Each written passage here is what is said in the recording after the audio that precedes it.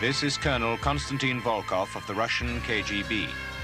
In the summer of 1945, he came secretly to the British Embassy at Istanbul with a proposition. In return for political asylum, also 27,500 pounds, I will trade you most valuable information. Addresses and descriptions, all KGB buildings in Moscow. List of all Soviet agents in Turkey. And numbers all KGB cars. Also this. Name of Soviet agents operating government departments in London. Operating in government departments? No. Operating them. In charge. Whitehall. You will inform London of my proposition. What do you make of it? Incredible.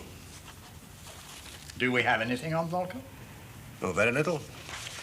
But here's a Class 2-star KGB Lieutenant Colonel. It's genuine, then? On the face of it. Then this could be of the highest importance. Could you go out there and take over?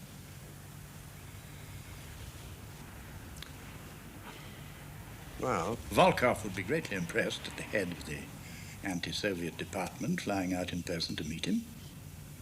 very well, sir. Good.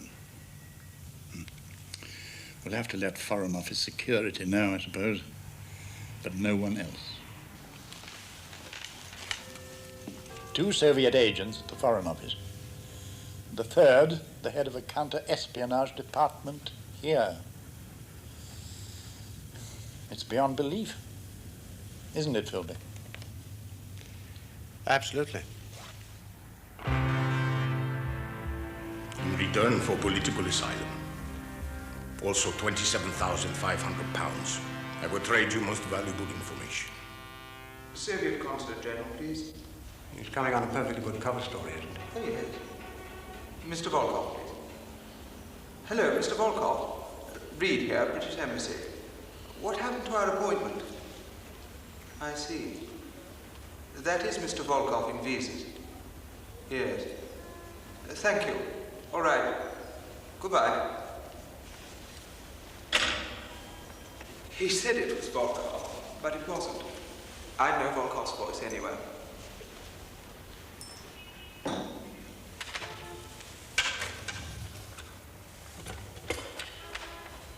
Soviet Consulate General, please. Is that why, sir? I shouldn't say who I am, but I might recognize that voice. Hello, Mr. Volkov, please. Mr. Konstantin Volkov.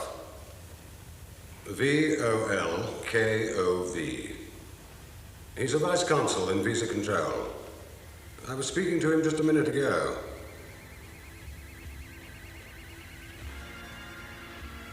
I see. Thank you. I've never heard of him.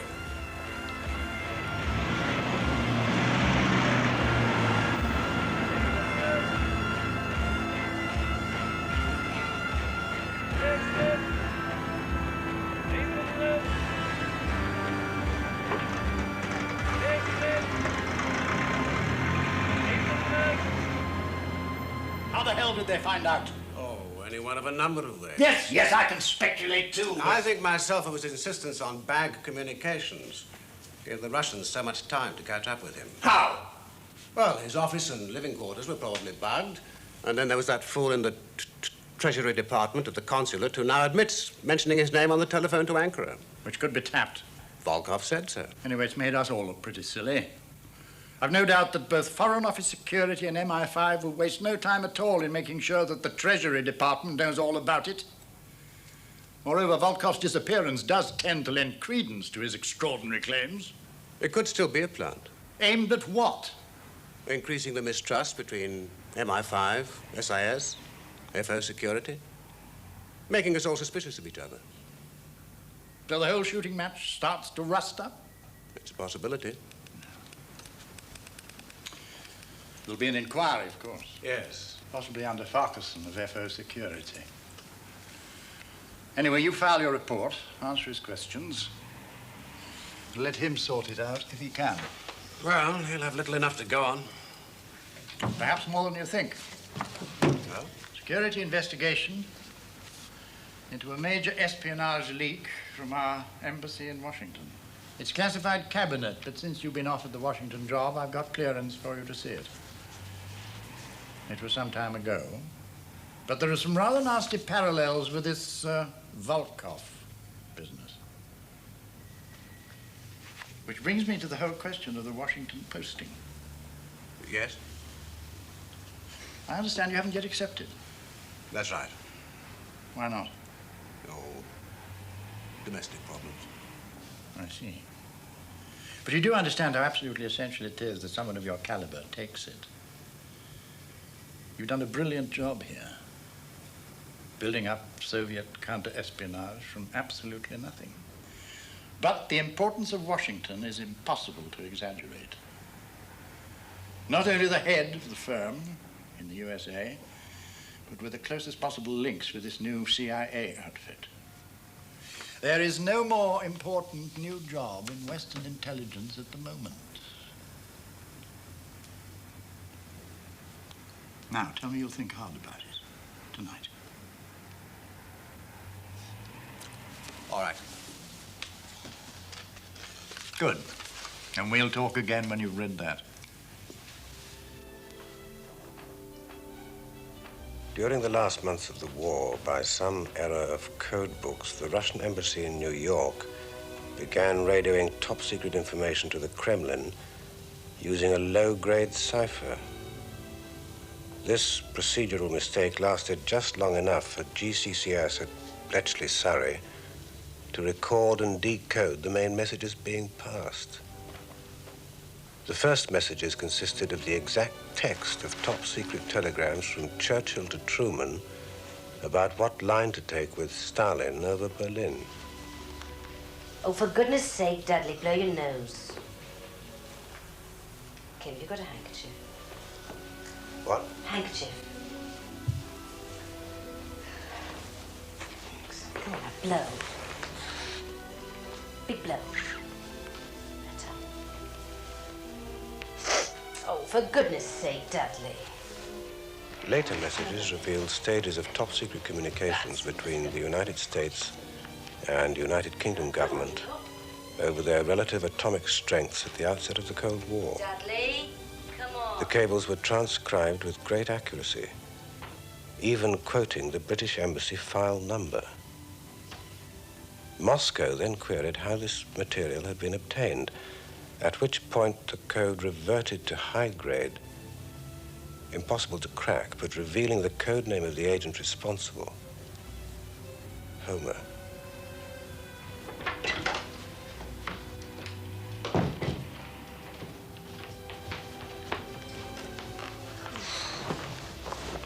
What's that you're reading? Oh, just a report. What about? Washington. Doesn't the red cover mean it mustn't be removed from the office under any circumstances? One day someone will catch up with just how much you bring home. Pressure of work. Have you accepted the Washington Post? Well, I haven't decided yet. I haven't decided yet. When I decide, I'll tell you. Anyway, Washington's not the happiest place to be at the moment. Why? The Americans are terrified the Russians will soon be able to make their own atom bomb. They know they couldn't do it without cribbing some of their secret processes, so they've got neurotic over security. Which means that anyone in the firm can say goodbye to privacy. At least a bit change.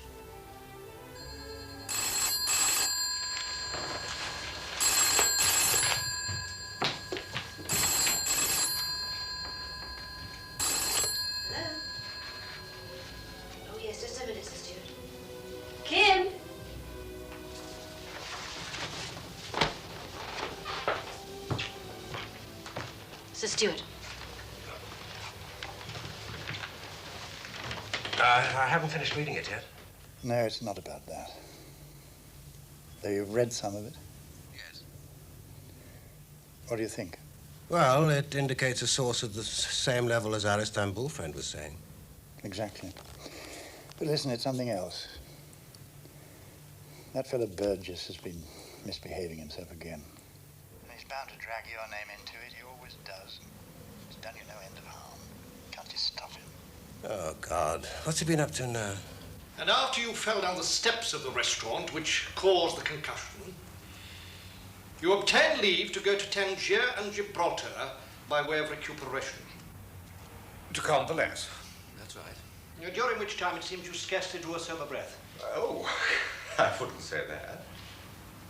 You called personally on every British agent in the area, telling them that in Foreign Office opinion, their work was far from satisfactory. Well, I don't mind working on holiday. But what possible authority had you for doing such a thing? Somebody ought to tell them. But you said in Foreign Office opinion, and that we will not have. Of course, I'm aware of the odd jobs you do for the cloak and dagger department up the road. I beg your pardon. But that is not my concern. While you are here, you work for us. My cover job. It's not a cover job.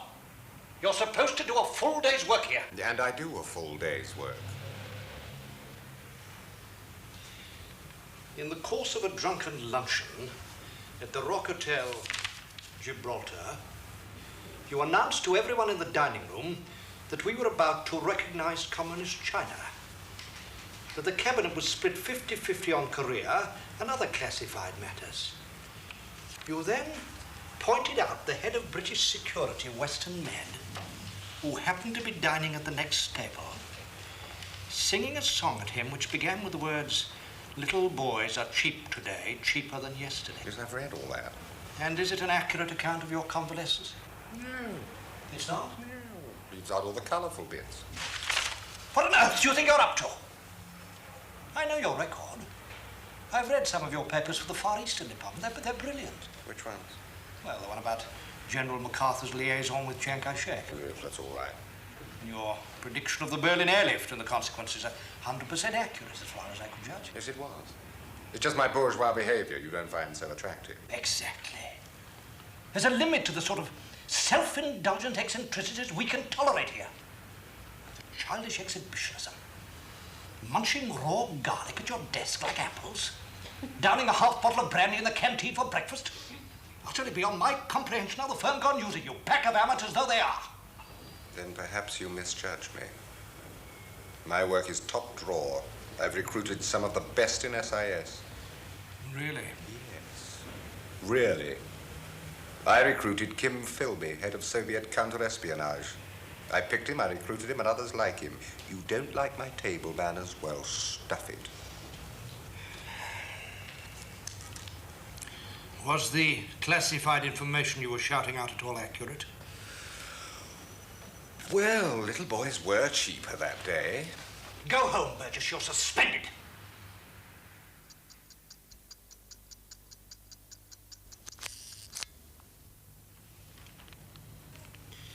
I'm astonished that Burgess was once thought to be a genius. At 40, he is drunken, dirty, and dissolute, but spasmodically brilliant. He appears to have access to much classified information, none of which could have come through his lowly position with us, but which must have come either from his CIS contact or via the old Queen's net. He's an embarrassment, but no one as openly indiscreet as he is could possibly be a serious security risk.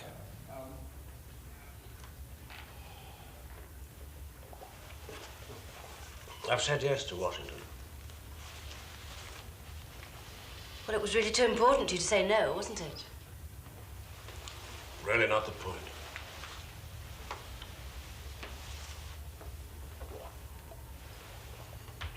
Aileen, this is the head of the entire SIS in the USA. I'm very glad for you. Good.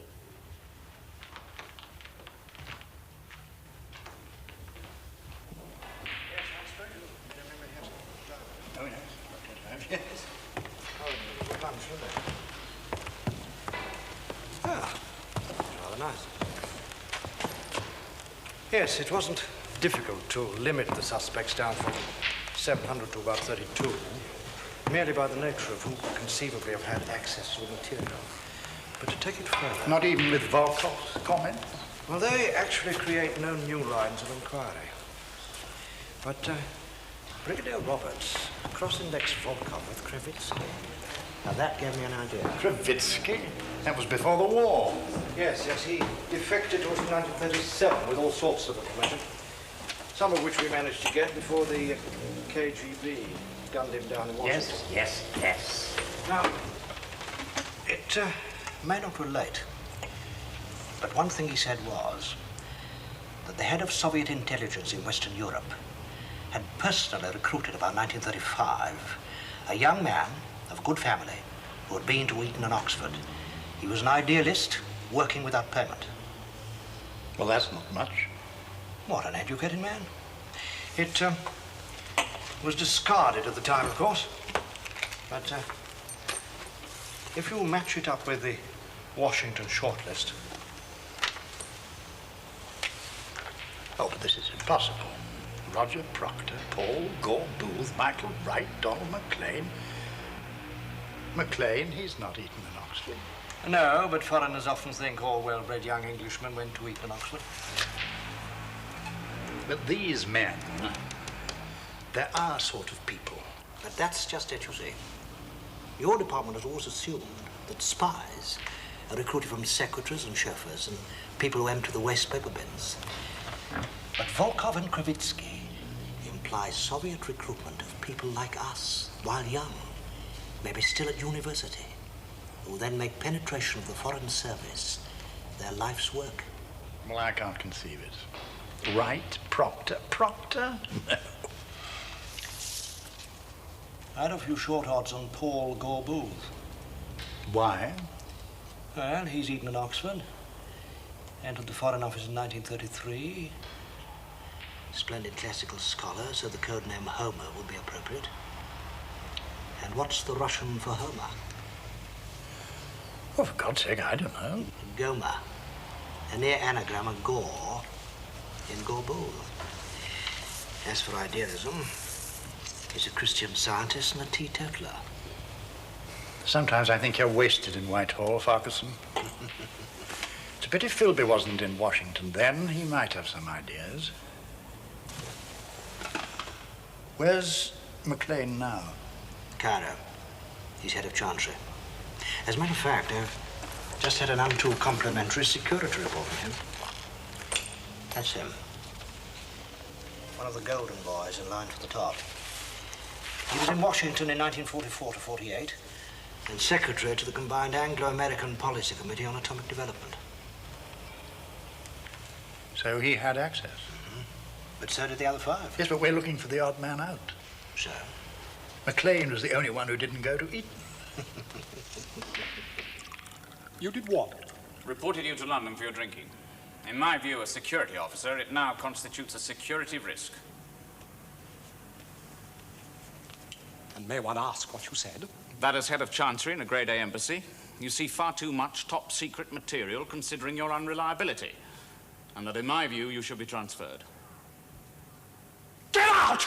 Not till I've finished, sir. Get out of this house. I wanted to institute a spot check system on all embassy staff to see no one was borrowing classified material.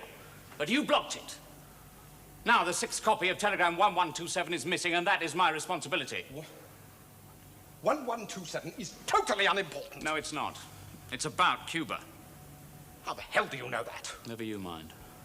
I'll have to make a report on it tonight, and I intend to say you blocked my spot check scheme, which could have prevented it. That's what I came to tell you. Well, I know nothing about the damn copy. It came to your office? No. You signed for all 6 copies, then distributed 5. The 6th should be on file. And it isn't? No, sir. I cannot be held responsible for every little scrap of paper that passes across my desk. I'll tell you what really worries me. I read out your Washington file before you ever came here. You had access to even hotter stuff there. You were one of 3 men who had a 24-hour unaccompanied pass to anywhere you liked inside the Atomic Energy Center. I'll tell you frankly, if you were as slap-happy about security then, I fear for all of us.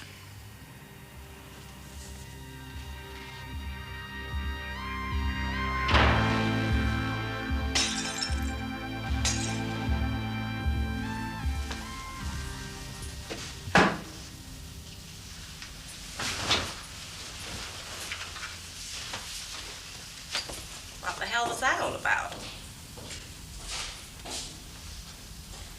That jumped-up little pimp of a lance corporal has reported me as a security risk. Never. Says I drink too much and blab at parties. Well, don't you?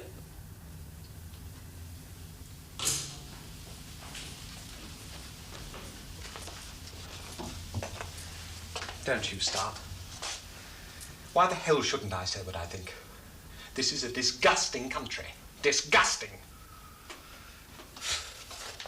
We all sit here swilling ourselves silly, while 90% of the population rots away of disease and malnutrition. But is that the best line in bright cocktail chatter? Oh. You said last night there was some sort of probe on. What? Since then, you've scarcely stopped drinking. When did I say that? When you came to bed. I couldn't follow it all.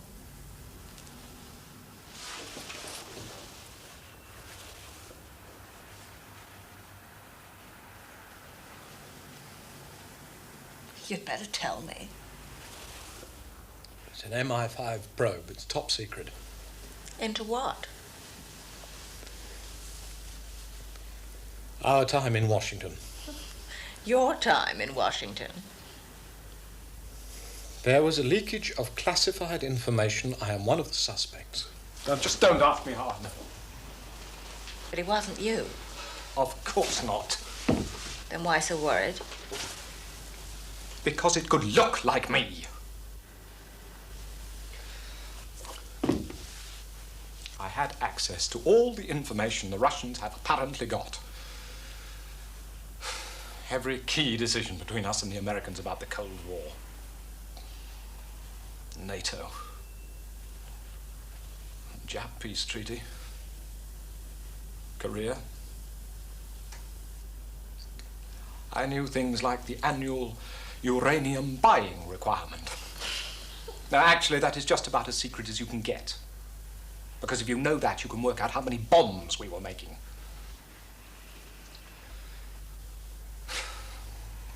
Somebody told them.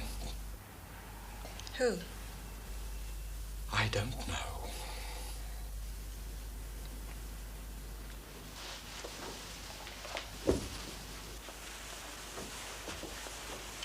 But whoever he is, he must be the most important agent they have.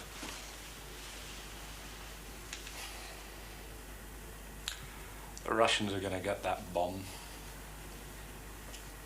They'll piece it together. Every scrap of knowledge they can filch from the West.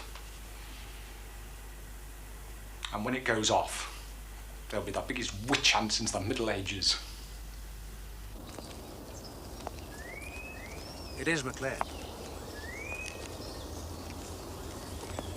If I know for certain, I can whistle if the hunt gets too close. Look, one of my briefs is to work closely with the FBI in their pursuit of the embassy spy. At all costs, his interrogation must be avoided. Absolutely. Information about the enemy is power only insofar as he knows exactly what you have learned and what you have failed to learn. So it is MacLean. You are leaving for Washington. Wednesday. It may have to be got out sooner than you think.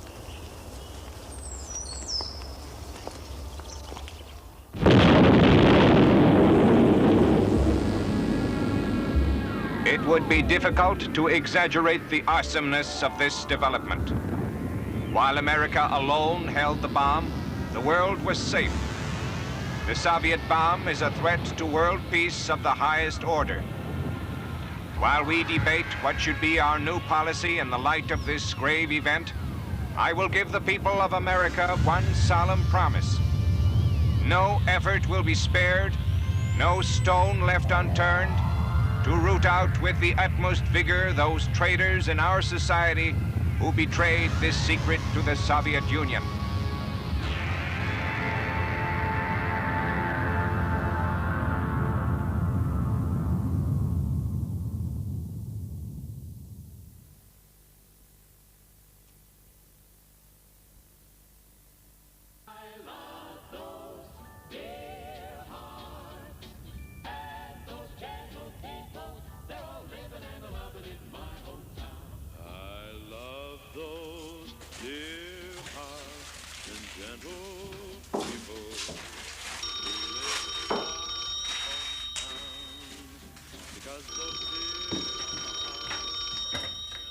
Yes? Look, I'm sorry. We arrive in Washington and you just up and leave us. We haven't even unpacked yet. With a crisis like this, we're just swamped by the sheer volume of stuff from London. When are we going to see you then? I don't know. Look, I must go. Sorry. We can't get you any more cipher clerks. So from now on, we'll send all technical documents via the bag, all right? Oh, that's not necessary. You can't possibly cope with all that, too. Well, the important thing is to keep everything between London and Washington going through this one cipher office, otherwise we get into a hell of a mess. Well... these are yours. Top bunch of Harwell's evaluation of fission products in fallout samples picked up by US Air Force pilots. Oh, God, their game. What? I'm flying into the stuff. Well, I don't suppose they know what it is. These two?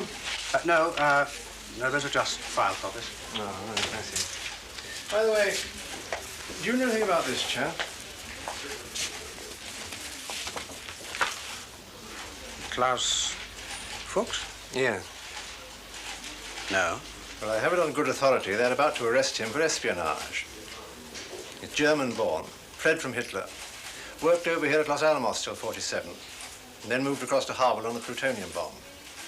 He's one of the very bright boys. It's pretty certain a Soviet agent. They've been investigating him for the last 6 months. Well, I've heard nothing about it. Well, that's what worries me. It means the FBI have been holding out on us since the embassy spy business. Maybe they suspect someone here. By the way, you'll see from one of those that Sir William Penny and Lord Taylor flying out here tonight. Oh, what can they do? The only decision now is Truman. Oh, what's that? Or whether to call it quits or go flat out and make a super bomb. Hydrogen bomb? Yes, that's right. I think that's what they call it.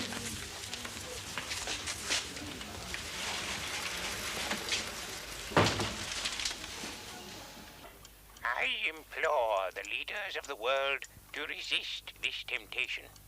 The Soviet Union has drawn level in the atomic arms race. By what means is immaterial. Both East and West, I am certain, long for peace, but are afraid their opponents may draw ahead by the secret manufacture of even more terrible thermonuclear weapons. Such weapons would dwarf by many hundreds of times even those which so terribly annihilated Nagasaki and Hiroshima. I beg them to cast aside their fears. I beg them not to embark upon what can only be the first stage in a hellish escalation, to enlarge a yet more hellish arsenal. For such a course could have only one end. Ultimately and inevitably, it must lead to the destruction of all life on this planet. The Americans are going ahead to try to make a hydrogen bomb. Truman hopes it'll prove impossible to manufacture. I suggest you inform Grade A embassies and absolutely no one else. Including Cairo? Yes.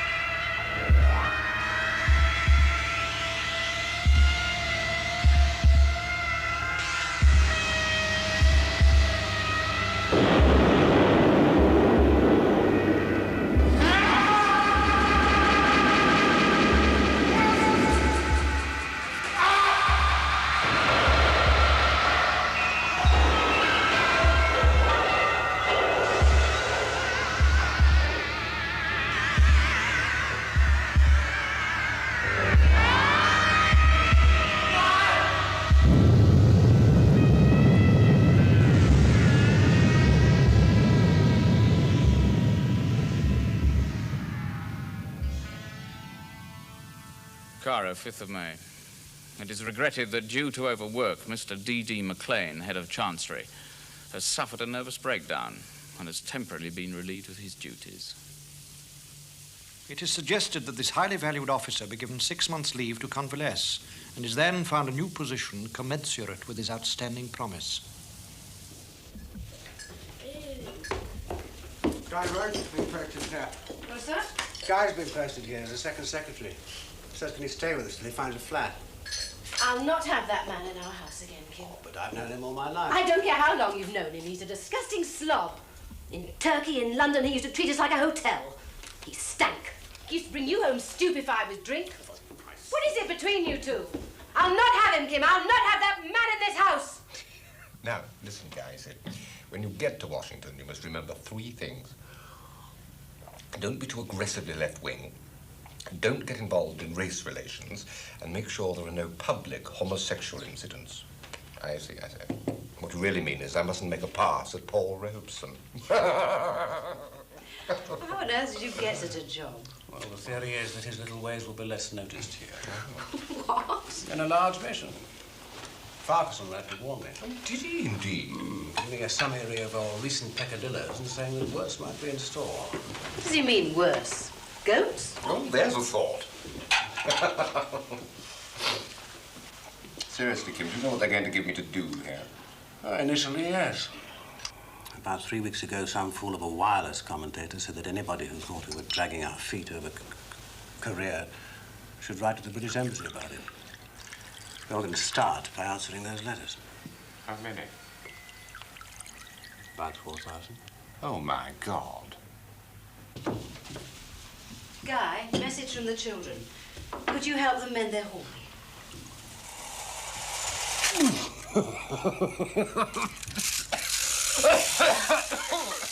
you. No, what's wrong with that, eh? The cryptoanalysts have come up with something new about the 1945 leakage. After so long? They've just put it through one of these new computers. It's a wonderful thing. We're just feeding in all our old uncracked stuff. You remember how the code reverted to high grade? They've managed to get some glimmerings out of it. Yes. From them, you can deduce that the Washington spy must have gone to New York every 3 or 4 days to see his Soviet contact. So? In 1945, MacLean's wife was living with her mother in New York, and he went to see her there every Tuesday and Friday evening from Washington. The perfect cover. My God. We've just made him head of the American desk in London. After his illness, there was nothing proved against him. Can't hold him out. Put him under surveillance. Withhold all classified 5 or 6 material. He'll notice. And inform all grade A embassies immediately.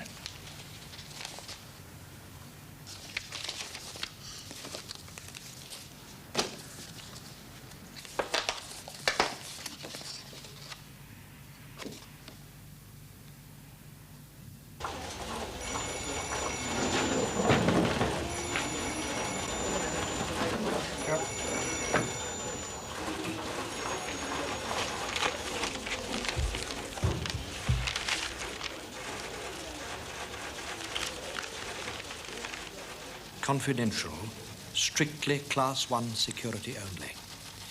Re Mr. D.D. MacLean, American Department. Thank you very much. Thank you.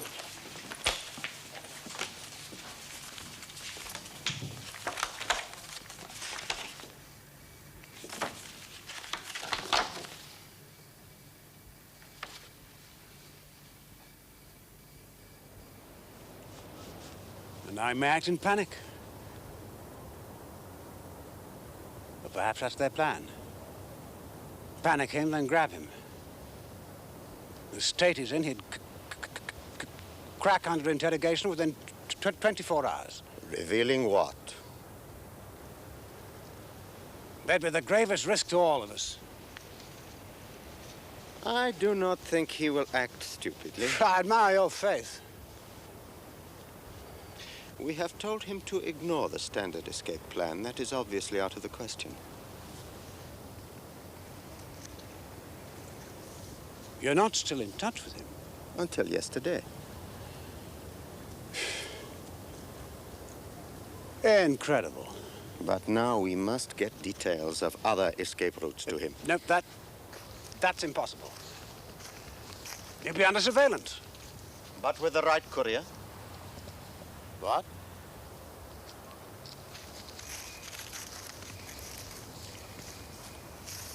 There will surely be no suspicion if Burgess went to see him.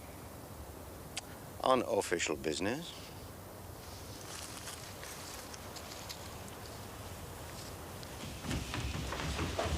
And where the hell have you been? I beg your pardon? I've just been dragging your drunken friend into his bed. He spewed up all over the kitchen table. He came back with the most disgusting man. I've had to call the police. And he starts fighting them in the kitchen.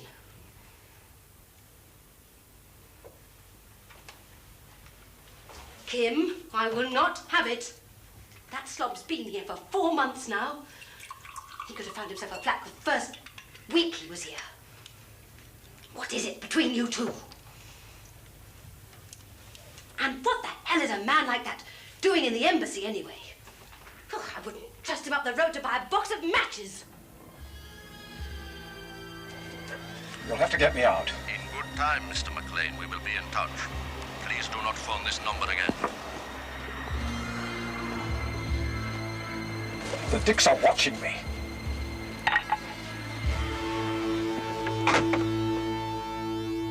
Kim, I'm so dreadfully sorry. Well, that's enough about that. Oh, no. Such a terrible thing to do. Such marvelous friends. You're moving into a hotel tonight no matter what, all right? Yeah. Of course. It's been a long line of squalid failures ever since Cambridge. Oh, no, it has, Kim, it has. You know that sod Graves? He's even taken me off those letters. Got me filing press cuttings now. Not even as if my contact regards me as a decent spy anymore. You know, he hasn't asked me to do anything for 2 years. Well, something you can do now. Yes? It's of the utmost importance. The very top man has to be got out. You'll have to return to London and brief him. Who?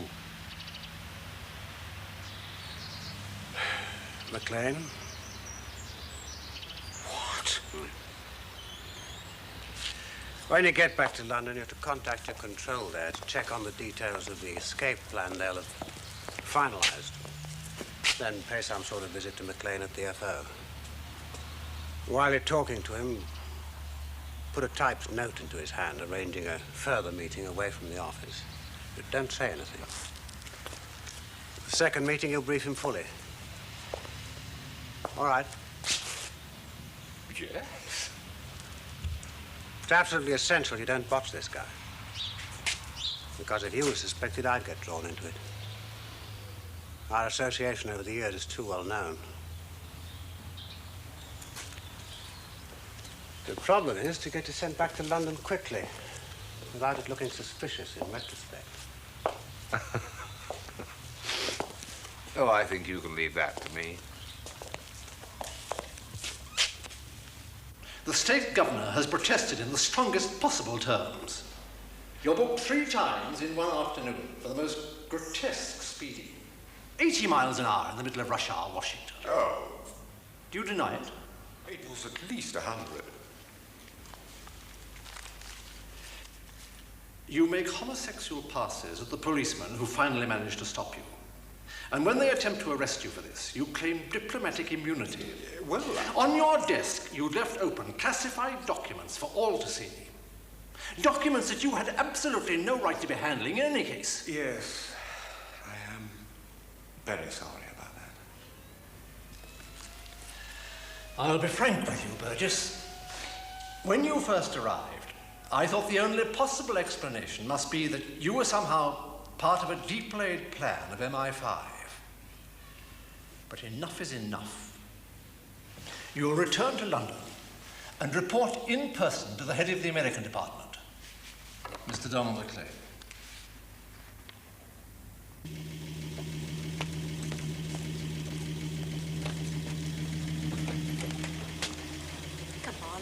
Cheer up.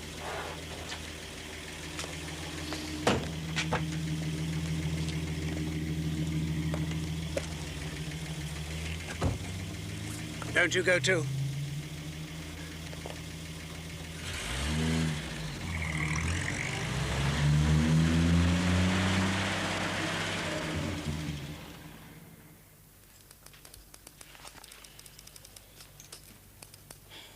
What do you want of me? Your support in getting the Foreign Secretary to sign it. To bring MacLean in for questioning? That's right. By? 5. Mr. Scarden? Probably. But it's not convincing. It's all circumstantial. But he can't be left any longer. Reports of the Los Alamos agreement will be coming through any day, and we mustn't run any risk of his learning about that. Scarden could see him tomorrow afternoon. He's in such a nervous state, my guess is he'll crack immediately. Well, I don't like it. I think I should come with you and see the Home Secretary. As you wish, sir. Anything else? Guy Burgess has reported back from Washington. Ah. There'll have to be a disciplinary board. He'll be sacked, of course. Is he behaving himself now? So far. As a matter of fact, the first thing he did was to visit MacLean.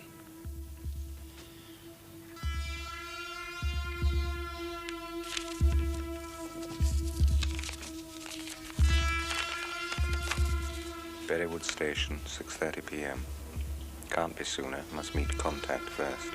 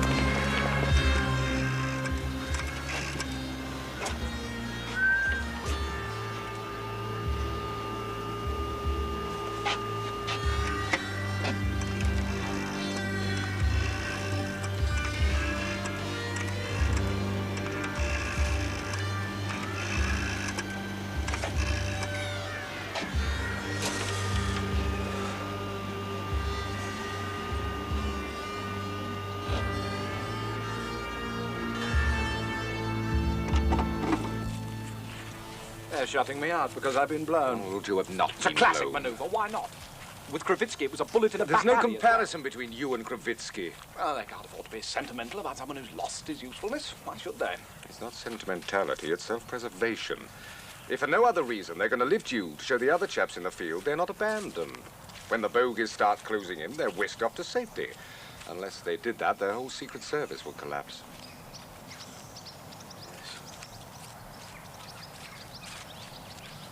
One just never thinks there are others. Yes, well, systems designed so you don't know about them. Oh, but that's just it, Guy. I mean, there's no one you can tell. Talk to, discuss the most passionately important thing in your life. No one. I've sometimes felt the sheer loneliness and lack of human contact was cracking my head open. To have to lie all the time, be on your guard every minute. Even sex ceases to be real. What about your control? Original faceless Russian. Yes, even so one does grow to love him. Because he's the only substitute for a human being who knows who you are in the whole bleak universe. Besides, Donald, look, they don't want to lose an extremely good agent like you, while there's the remotest chance of your continuing. Continuing? So they're not panicking, they're planning a new escape properly. They might very well not need it. The evidence against you is pretty slight, remember? How do you know that? Well, that's what I'm told. They wheeled me up in front of Scott, and how long do you think I'm going to hold out? You wouldn't crack. When he interrogated Fuchs, he got every drop out of him. Well, presumably strong-arm methods work with strong arm. Just hideously gentle and polite. Probing at all the little hair cracks in the veil. I mean, what am I supposed to do until we hear? You carry on normally. Oh, yes, with the Rosses breathing down my neck. You know, there's a couple outside my office every day, jingling their coins in their pockets in a thoroughly policeman-like manner, just in case I hadn't noticed. Oh, no, I didn't. Discovered an extraordinary thing about them. They only work office hours. It's true. I get the 5:19 at Charing Cross, they come to the barrier, and then they go home. No one then watches me until 8:45 the next morning. No one. Same at weekends.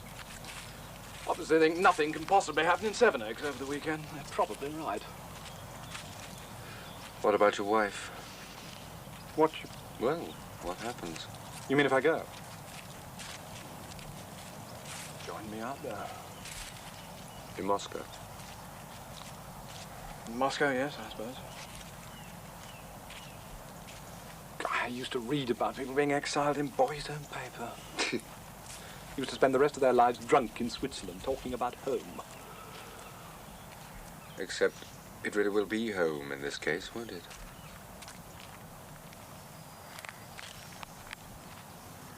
Well, what are you going to do?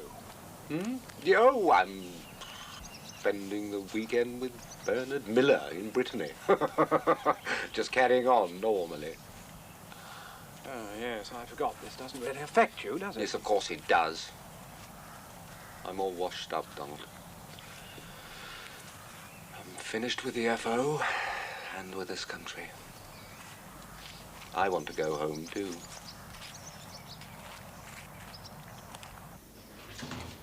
Why the hell didn't I know about this before? We didn't want to worry you, Minister, until we were certain. You're not certain now? I have read this thing, you know. I don't go around signing every bit of paper that's shoved under my nose. My concern is with the American reaction when they find out.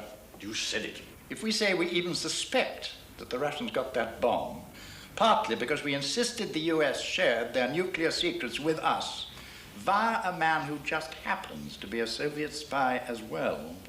By Christ, it doesn't bear thinking about. After Fuchs and Nunn-May and all the others since the war. You say it's going to be now, or worse might happen? Yes, Minister.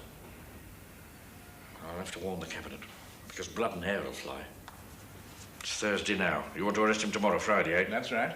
It can't be done. I'll sign it for after the weekend, and that'll give me time to warn everybody. And by Christ, you'd better be right about this bloke. Will anybody else know that I've signed this? What about our people in Washington? Only our CIA liaison man, Philby. That's all right, then.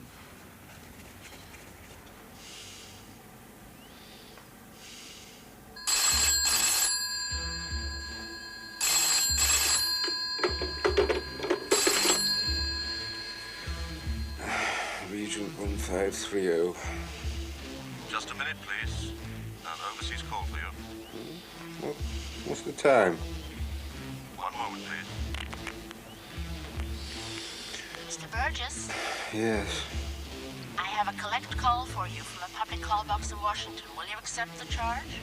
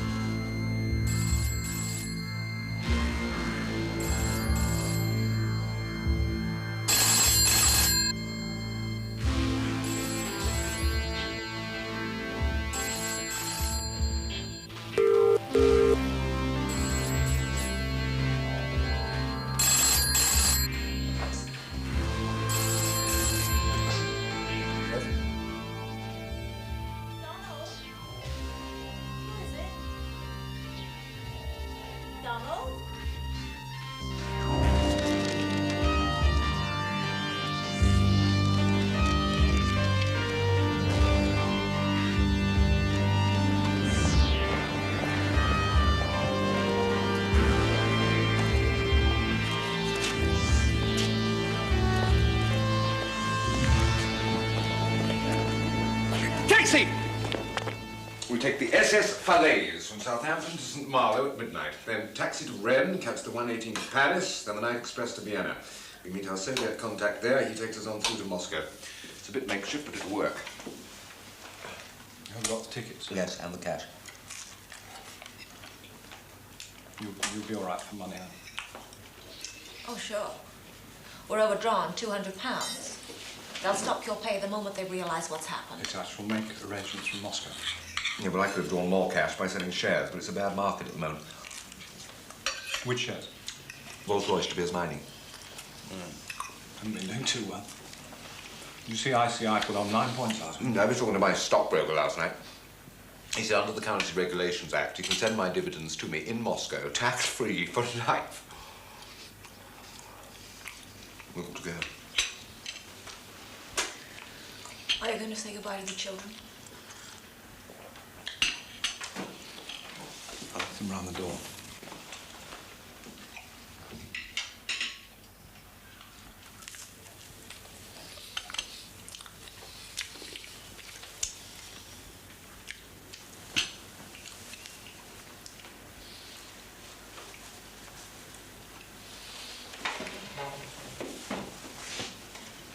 It's not the best time for this to happen. I'm sorry. Donald told me last night Hmm? that he's been a Soviet agent since Cambridge for 19 years, all through our married life. Washington, Cairo, the lot. You've no idea. None. Ours has always been a pretty shaky partnership. But even so, he also told me about you and him at Cambridge. Disgusting. That was a long time ago. You're saying it finished then? I don't believe you could know anything about Donald's work. And why? For 19 years to choose to You do don't such a thing. choose to do it. You do it because of the sheer crushing weight of dead wood of this country's past. The tradition of all the dead generations weighing like a nightmare on you so you can't breathe. The entire West is rotting away. It's the God-given responsibility of every civilized man to sweep away the whole criminal, crack-brained, gangrenous mess and start again. There is no choice at all. The 18th Brumaire. Yes, I'm quoting Marx. It's also true. I bet you've been quoting that ever since you and Donald first read it in some cheap little pamphlet at Cambridge. Have you never progressed beyond? Always second-hand guy. Never an original thought. Do you think the departure of a cheap little pansy like you is going to make the slightest real impression on the world? Yes. Since I'm forced to go, I'm going to slam the door behind us so that the echo will be heard throughout the world. Trotsky. Defense of Terror. Chapter 9.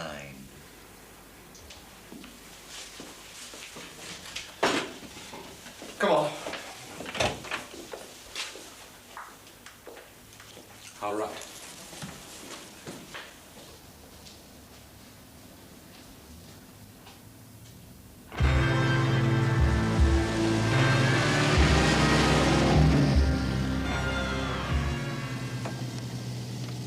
I didn't know what to pack.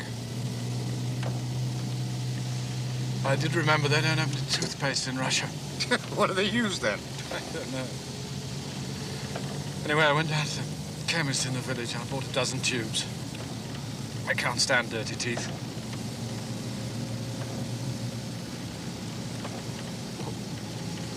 What will you miss most? Oh, Donald, shut up. It's an adventure.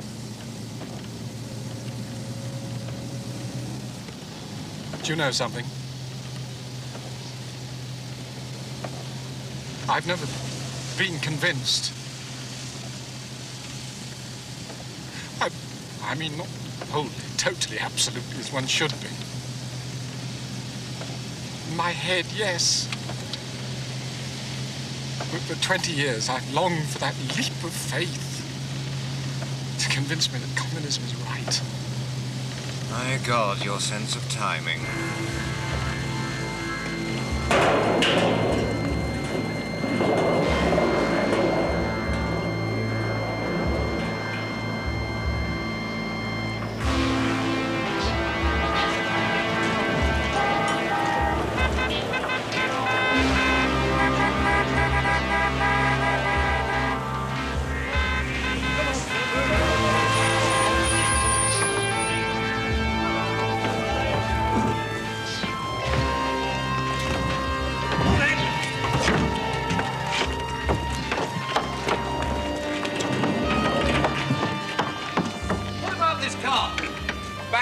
Monday.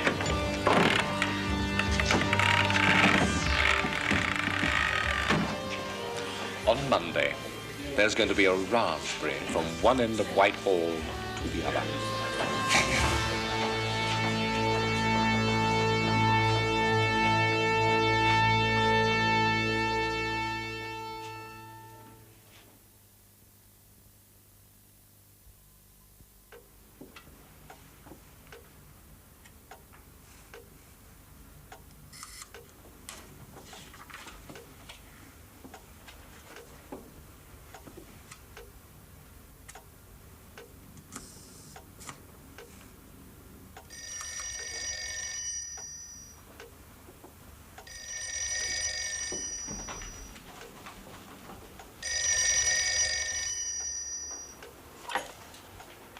Yes?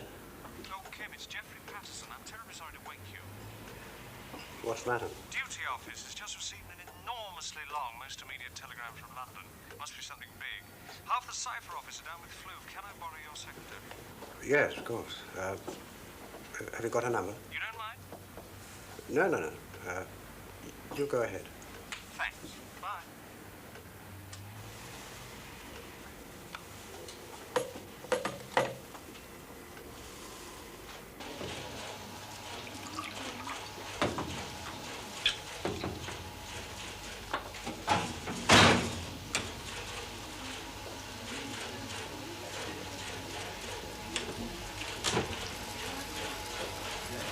Hello, Jeffrey. You all right?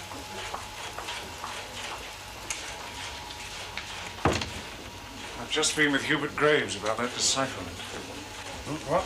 Oh, yes, the telegram last night. What was it?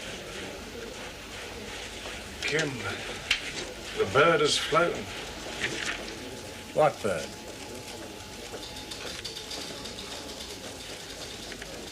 Not MacLean. Yes, but it's worse than that. What? Guy Burgess has gone with him.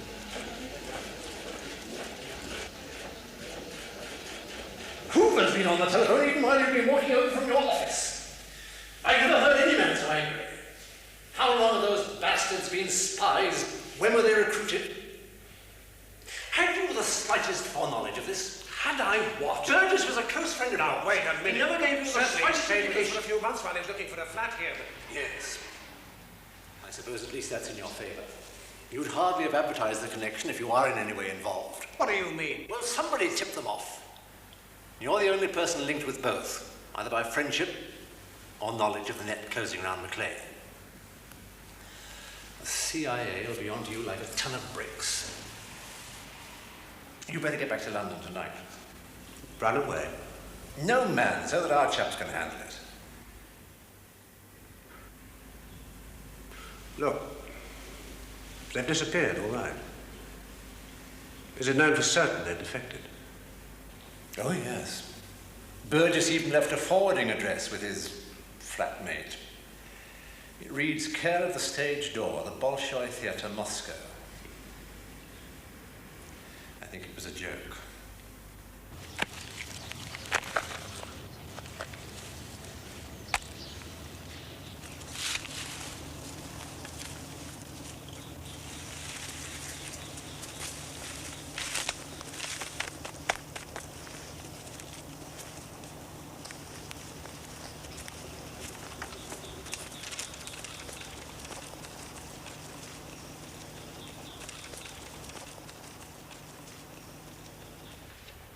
Nothing else they could accuse you of. You were all at Cambridge together. Apparently. You very left-wing. Oh, Christ, what does that mean? Well, you told me that they... What do you know about it?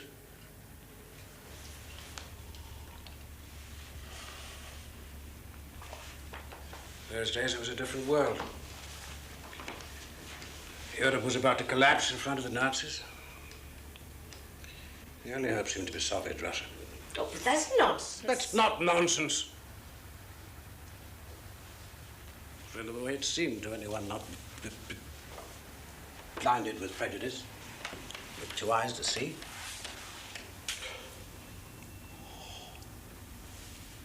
And of course, it looks different now. But then, if you cared and were 20 years old,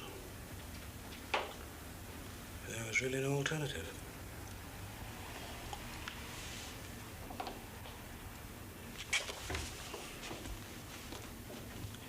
I used to see it hit undergraduates around me like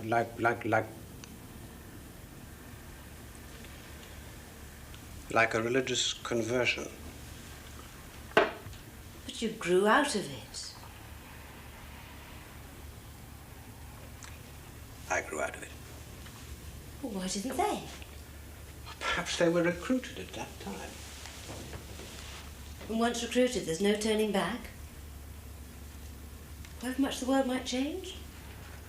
No matter how much we might discover what really goes on inside the Soviet Union?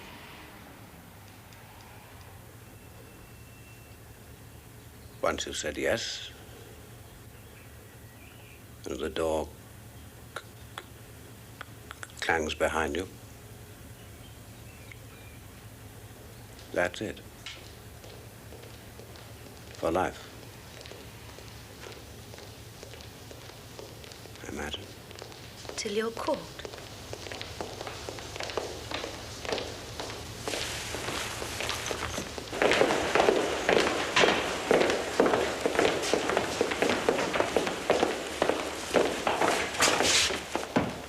You Foreign Office lot have dropped me right in it. These Yankees claim that their whole atomic program has been betrayed by us.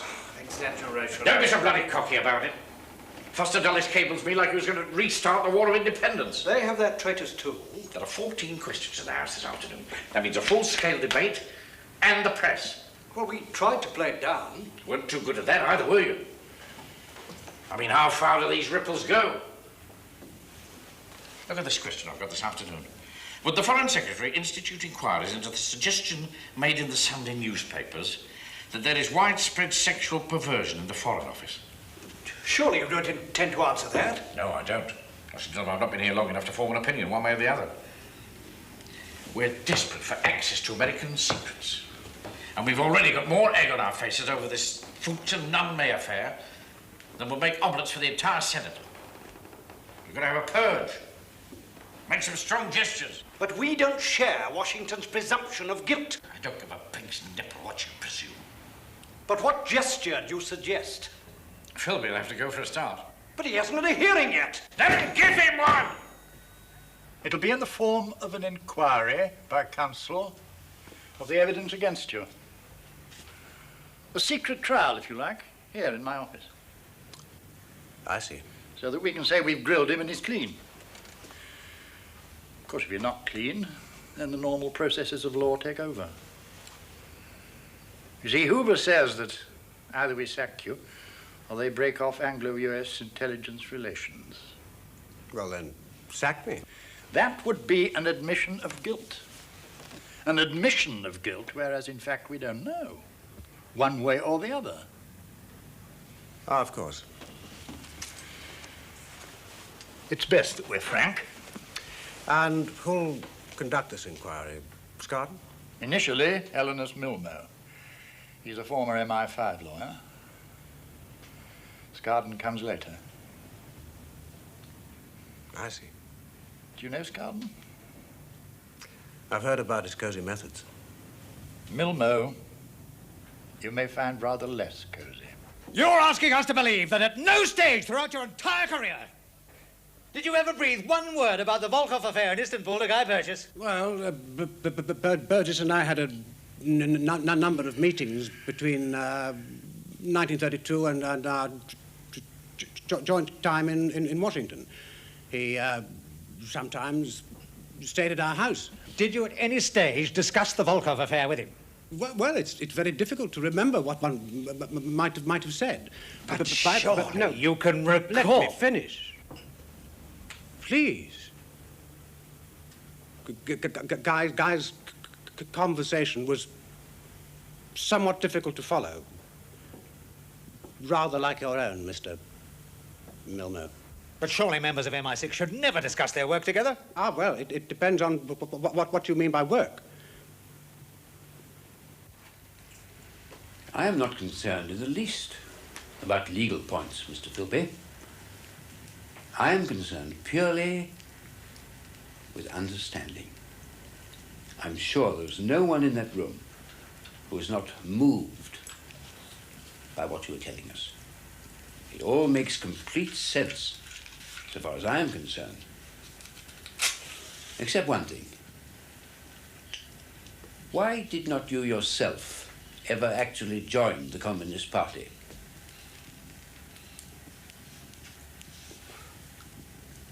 Because I was never convinced. But those around you were. Well, so it seems. Did you ever attend party meetings? Open meetings. Open to the public. I also attended conservative meetings.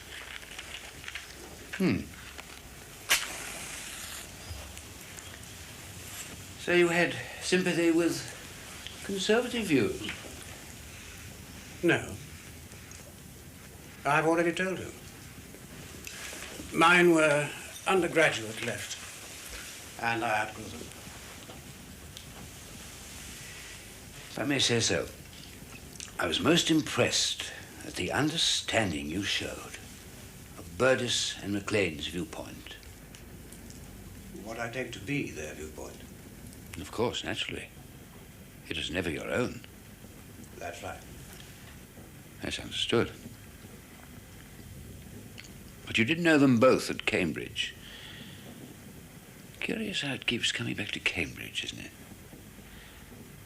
Though thereafter your paths divided. Yes.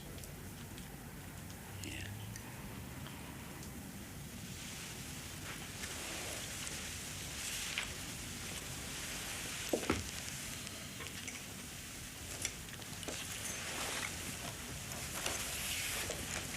Which brings us to this detailed autobiography you so kindly supplied us. Extraordinarily interesting life. Though, reading it through, there's one tiny detail which puzzles me. Perhaps you'll be good enough to explain. You see, it mentions things here that you did not mention when you first joined the diplomatic service. Because I thought them unimportant. Ah. Is that the reason? I see.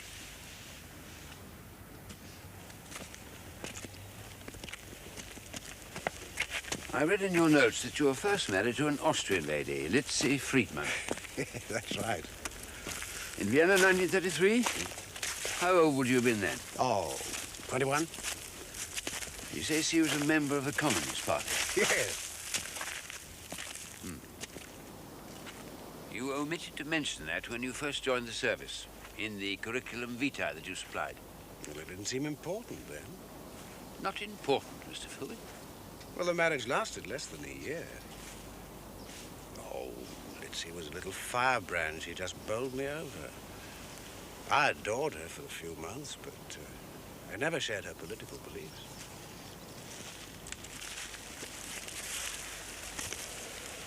How did it begin? What? Your involvement with Litzy. Well, we were out walking one day, in the snow, and she just suddenly pounced. Well, it was sort of mutual, actually. I know it sounds impossible, but it's really quite warm once you get going.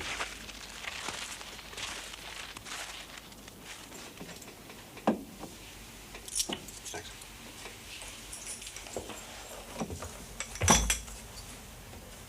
After Cambridge, I bought a motorbike and went to Vienna. Tried to make a living out of journalism. I was deeply interested in contemporary politics, too. Yes. But why Vienna?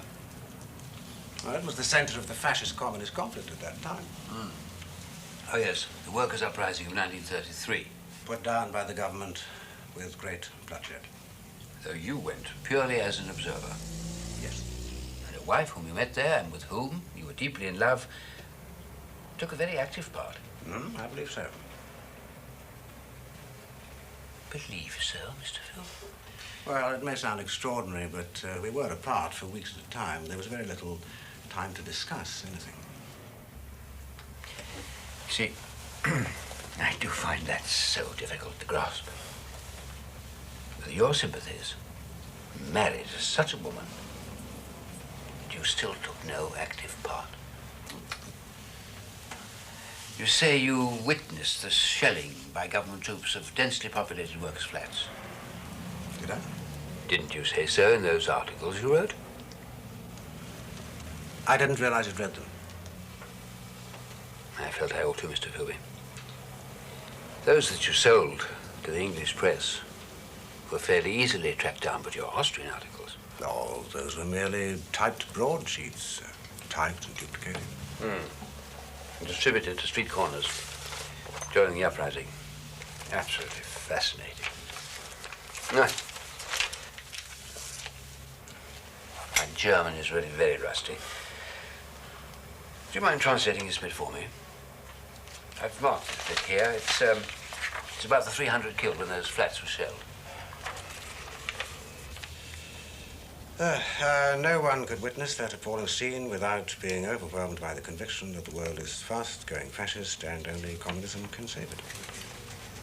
A sincerely held view. I have no doubt. At the time. At the time. Please go on. Socialism has quite failed to stop it. It failed in England in 1931, Germany in 1933. It is failing in Vienna now. Those of us who are living through these things will, for the rest of our lives, feel ourselves separated by a giant divide from those who know nothing of it. And not 3 months later, you returned to England, publicly severed all your left-wing connections, and joined the service. A gross misinterpretation. Others may not think so.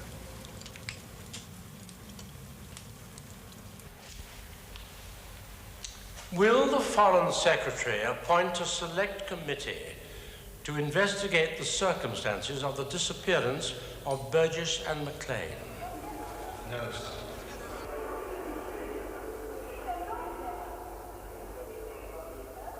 Has the Foreign Secretary made up his mind to cover up at all costs the activities of Mr. Philby? It puts us in an impossible position. The Foreign Secretary will have to answer one way or another. Well, I couldn't get him. I just couldn't get him. I wasn't given enough information. I'm quite certain in my mind as to his guilt. But you couldn't prove it. I could, given enough time. Parkinson? The same.